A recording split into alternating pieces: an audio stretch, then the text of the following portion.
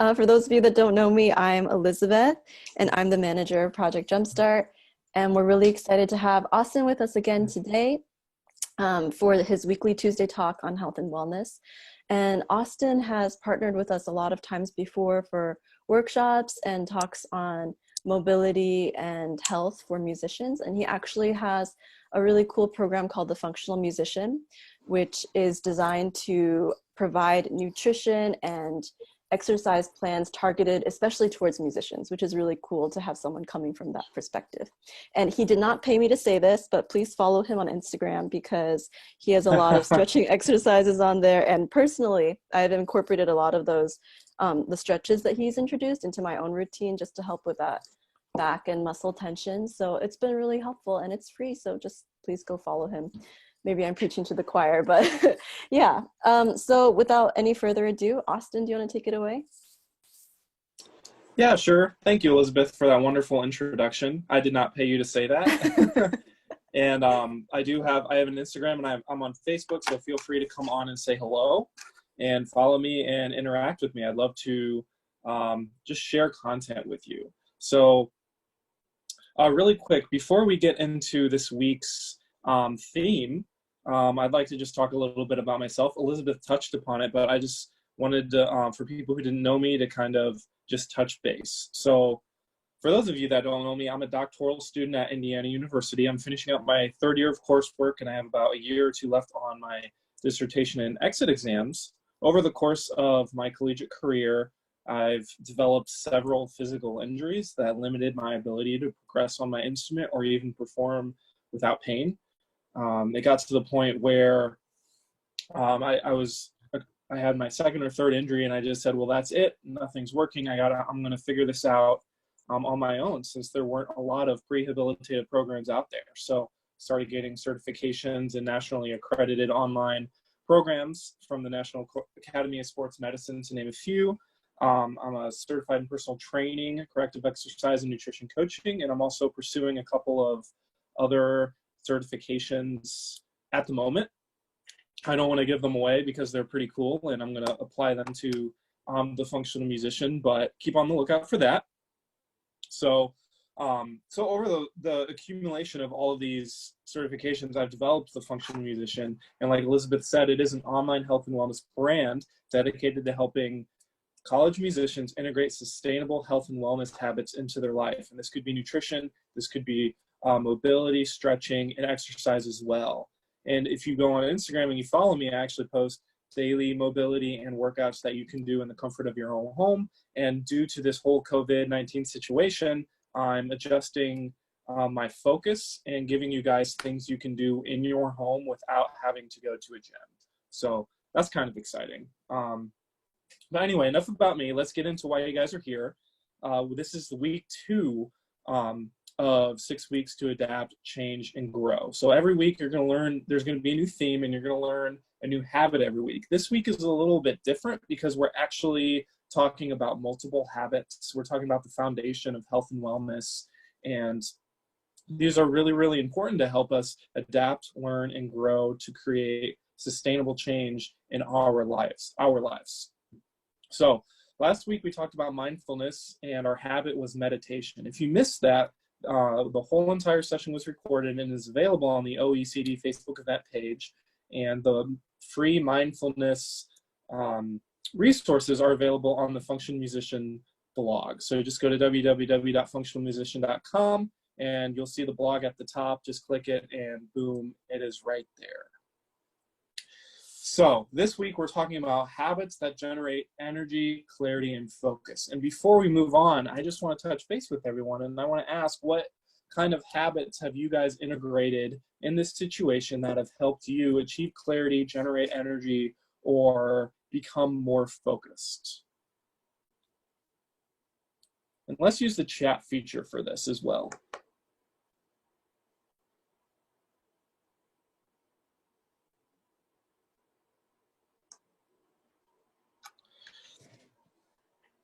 Writing down my daily to-do list, that is huge. I also do that as well. More frequent walks, great for a mental break. Meditation, love it, fantastic. trying to drink more water. Love it. Around 70% of Americans are actually dehydrated at this moment. So that's a fun fact that I did not just make up, but Googled. So keep a good eating schedule. Balance is key. Exercising regularly. Cool, so this is great.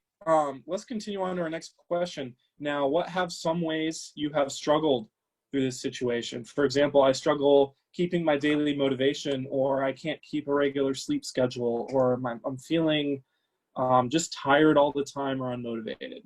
Anything goes.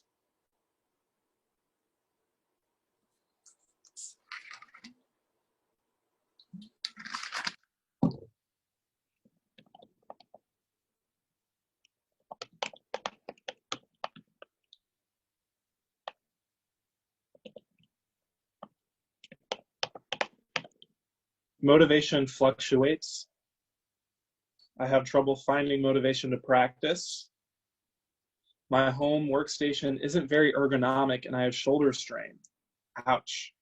We'll talk about that today. We'll actually talk about all of these. These all tie in together. Does anybody else have anything else they'd like to share?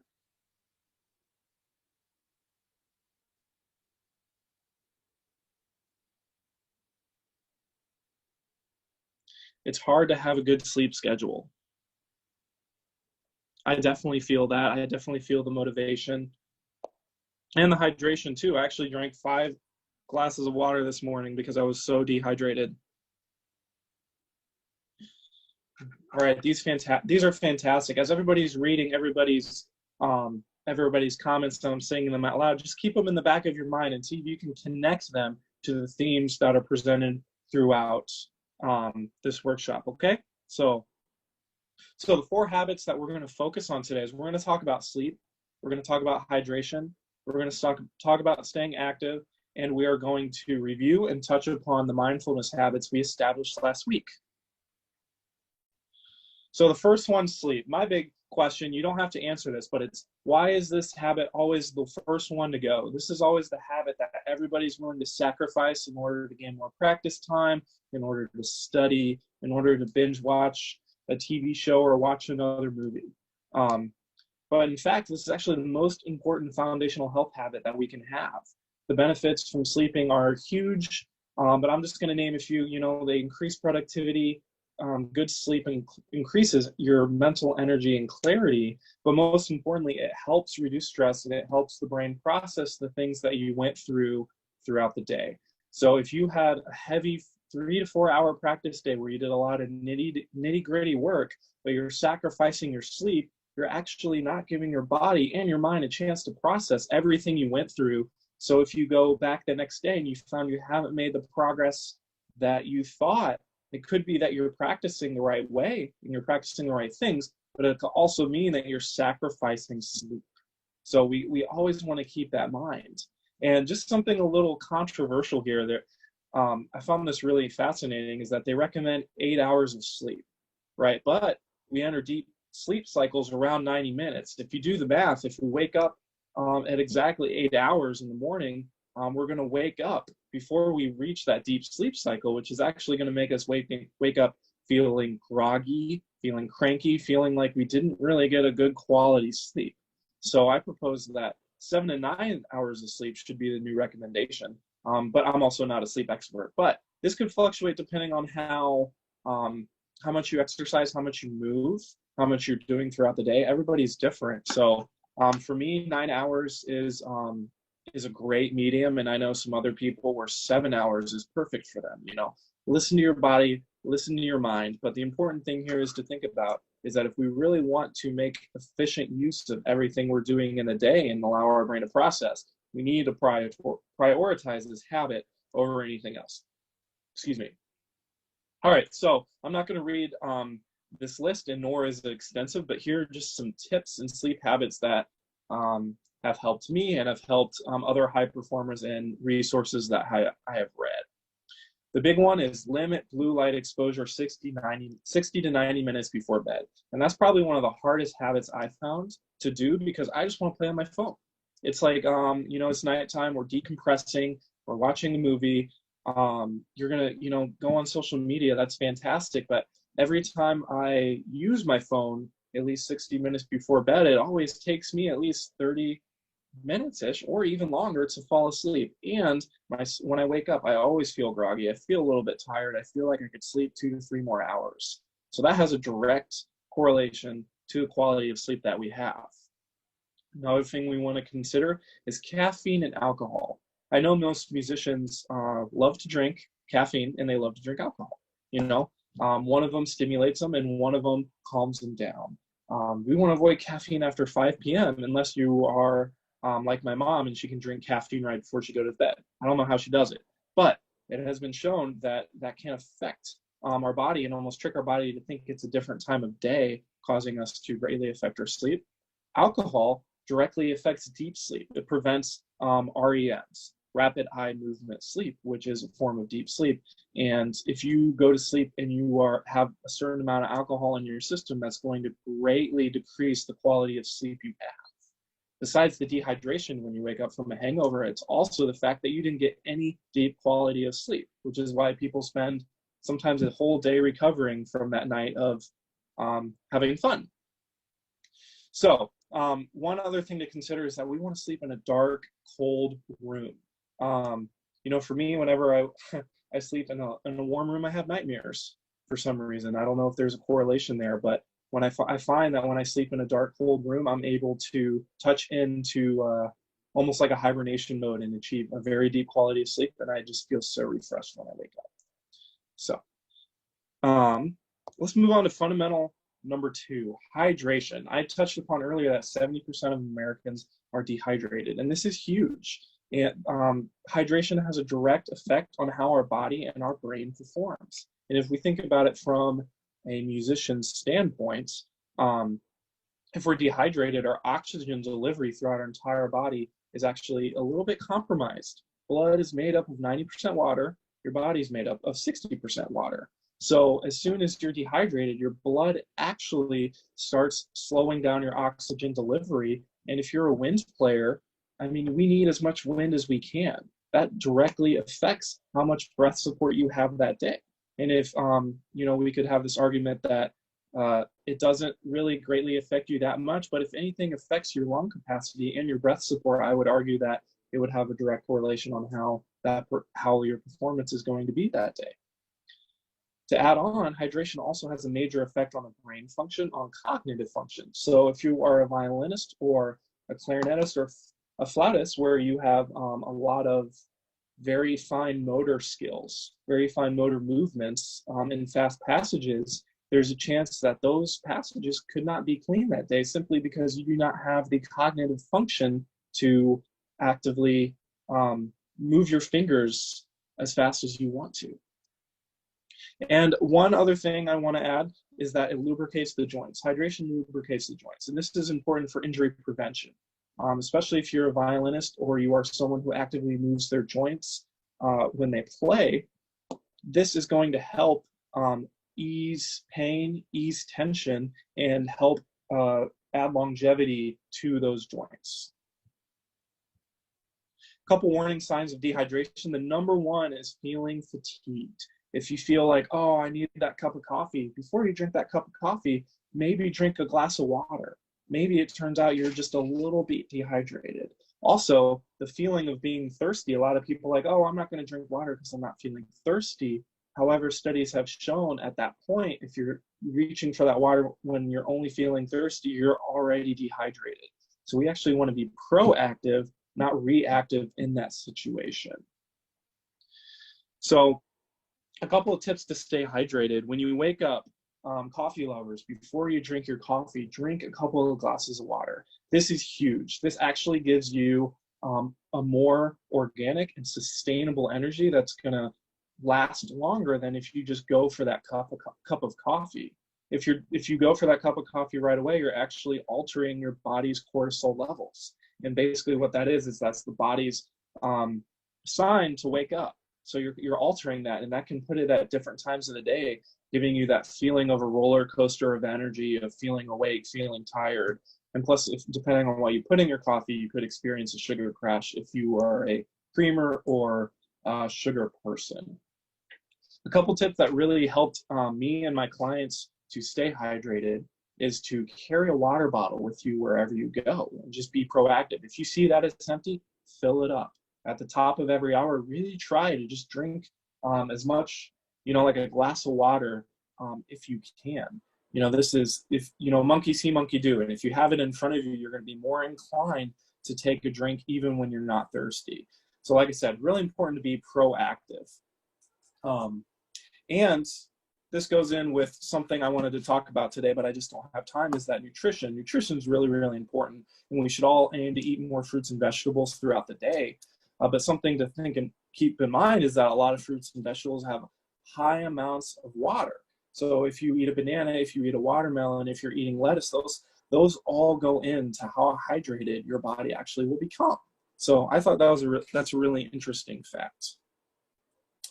I know I'm shelling through these. We're going to go to number 3, staying active.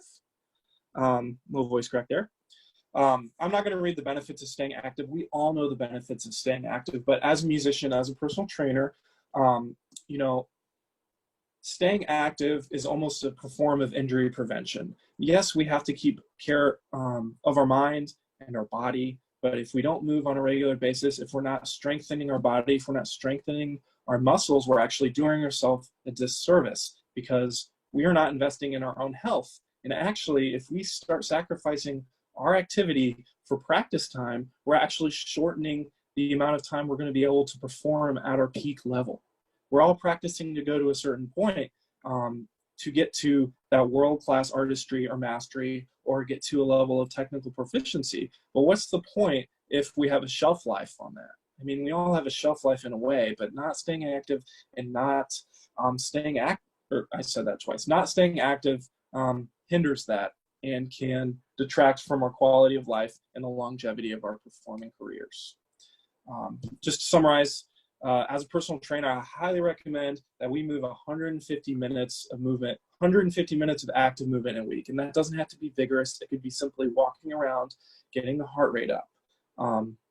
Something to consider while we are all trapped in here.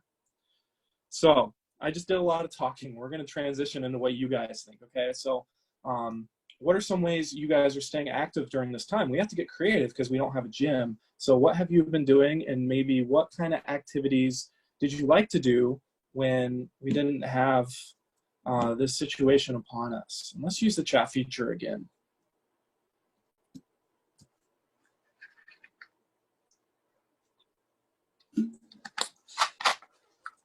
Walking and stretching. Someone says walk and yoga.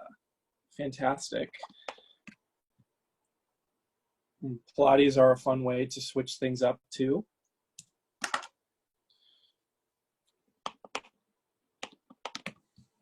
When on campus, I love the Zumba and yoga classes at the SRSC. Yeah, I miss those too. That's a good social aspect component too. Someone else said HIIT workouts. That's high intensity interval training. That's basically like working out to get your heart rate up to a high cardio zone and keeping it there. Yard work. I've been doing band aerobics, picking up sticks. Fantastic.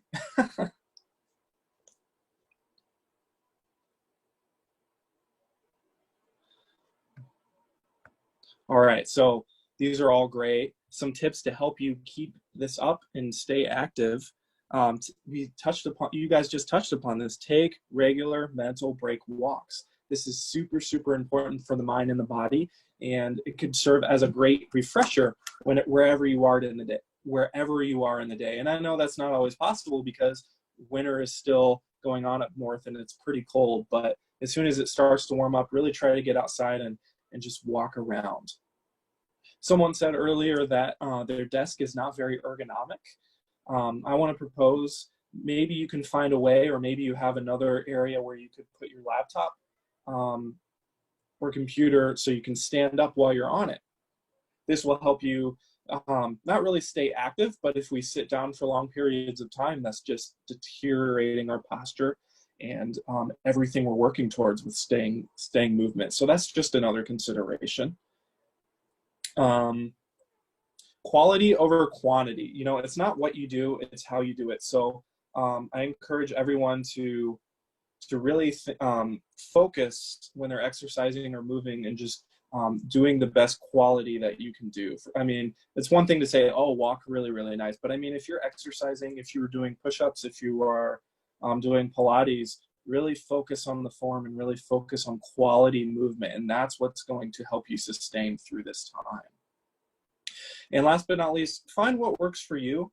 Everybody's different. Everybody likes different things. I love strength training and mobility, but that's, you know, other people may not. Other people may prefer yoga or Pilates, and that's okay. But the important thing is that movement movement and activity should not be ignored. It's one of those foundational habits that just has so many benefits that we just simply just putting it to the side does not do it justice. So last week we talked about mindfulness and meditation, and I just wanted to add a couple of habits on top of that. Daily meditation, I cannot overemphasize. This is what we went over last week. The mindfulness resource is still there. 5 minutes a day of daily meditation. That's all it takes if you're starting out. Please experiment with this and let me know how that goes. Second is limit social media and screen time. I'm finding that the more bored I am, the more scrolling I do. The more scrolling I do, the more anxious I am. The more anxious I am, the less focused or creative I can think, and I just very quickly get overwhelmed. It builds. So I found that planning my social media time, but at a certain time every day for maybe 30 minutes to an hour, depending on how much you like, or even just 5 minutes, can go a long way and will keep you honest. And that'll give you time and focus throughout the day and something to look forward to later. Take mental breaks throughout the day. We touched upon that earlier through walking. You know, if you love reading a book can be a great mental break, just getting away from everything. Something that I've been doing lately, and we're actually going to talk about next week when we're building our own personalized morning routine, is daily socializing and daily interval work blocks. Now, daily socializing is so important because it's one of Pavlov's hierarchy of needs for human living. And you know, as we're starting to get more and more isolated, it's really hard to communicate with people. It's really hard to feel like we are connecting with people. So socializing with your family, your relatives, your friends is a great way to help your mental game, help your mental health, and most importantly, making you feel like a human again. I don't know about you, but the more I isolate, the more I feel less human. So that was a lot of information. I apologize if I just ripped right through that. Time was limited because we started a little bit late. But basically, the 4 habits that we want to really focus on this week is sleep, hydration, doing some kind of movement or exercise, and mindfulness and meditation. Now, since that was so much information, I made a blog post on thefunctionmusician.com that basically reviews all of this. So if you ever feel like you want to go back and look up other habits to try to implement, that resource is available for you. I will also be putting the link of this recording for people available on that blog once it's available as well. Thank you everybody for coming. Next week we're going to talk about creating a personalized morning routine. And why is that important? Well, high performers, it doesn't matter what field you are, all do some kind of morning routine to center themselves, get ready for the day, and most importantly, find a productive way of getting stuff done that is personalized to them. So it's going to be an interactive workshop. I'm going to do less talking and we're going to do more guiding, more sharing, and more communicating with one another. So I encourage you to show up, bring your friends, and get ready to take that next step to be productive. So thank you so much for coming. Are there any questions that I can answer, or anybody have any questions at this point? And you can, for this, you can write in the chat, or if you feel comfortable, you can raise your hand and we will unmute you and you can just actively speak as is.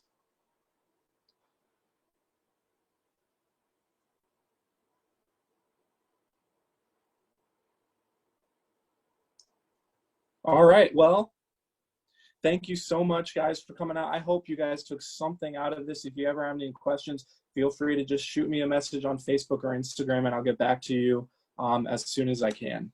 So thank you so much. Stay healthy, stay safe, and I'll see you next week. Thank you so much, Austin, and thank you everyone for coming. Please remember, just feel free to drop in anytime if you can't be here right on time, or if your friend can't be here right on time. That's okay, as long as like, I think it's a really good way for everyone just to check in quickly about what's important in taking care of themselves. And Austin, thank you so much again. You always do such a great job of presenting this information in an easy way for us to digest. So thank you.